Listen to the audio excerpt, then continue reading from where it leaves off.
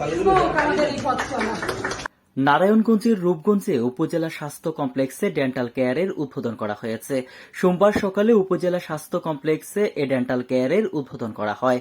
উপজেলা স্বাস্থ্য ও পরিবার কর্মকর্তা ডাক্তার আইবি ফেরদৌসের সভাপতিত্বে এতে প্রধান অতিথি হিসেবে উপস্থিত থেকে এ ডেন্টাল কেয়ারের শুভ উদ্বোধন করেন রূপগঞ্জ উপজেলা নির্বাহী কর্মকর্তা সাইফুল ইসলাম জয়।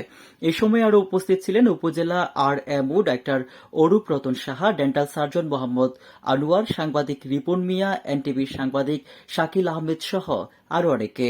এবং আমি বিশেষভাবে ধন্যবাদ জানাতে চাই আমাদের ইউনো মহোদয় সাইফুল ইসলাম জয় মহোদয়কে, বিকজ আসলে ওনার উদ্যোগ ছাড়া আজকের এই প্রোগ্রামটা সফলই করতে পারতাম না। ওনার উদ্যোগে আমি একটি নতুন ডেন্টাল চেয়ার পেয়েছি, যেটা অনেক ডিজিটাল, এবং আমি আগে যে সার্ভিসগুলো দিতে পারতাম না, এখন কিন্তু সেই সার্ভিসগুলো উপজেলা হেলথ কমপ্লেক্স রূপগঞ্জ দিতে সক্ষম।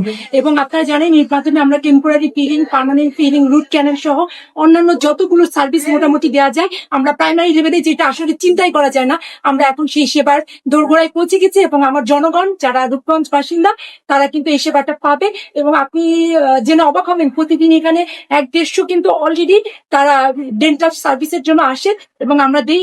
আমি আশা করছি যে এই যেহেতু এখন আমরা বিভিন্ন প্রকার সার্ভিস দিব, এই রোগীর সংখ্যাটা আরো বেড়ে অন্তত পক্ষে 200 থেকে 250 হবে এবং আমরা সুন্দরভাবে সার্ভিস দিতে সক্ষম হব। আমাদের এখানে যে লোকাল পিপল রয়েছে তাদের চাহিদার পরিপ্রেক্ষিতেই কিন্তু আমরা উপজেলা প্রশাসন থেকে এই ডেন্টাল চেয়ারটি দিয়েছি এবং এই সেবার মানটিকে আরো উন্নত করার জন্য আমরা একটি ডেন্টাল এক্সরে মেশিন আমরা খুব দ্রুত এখানে সরবরাহ করব এবং আমরা আশা করব যে এখানে যে প্রান্তিক যে জনগোষ্ঠী রয়েছেন তারা যেন এখান থেকে তাদের দাঁতের সেবাটি নিশ্চিত করতে পারে।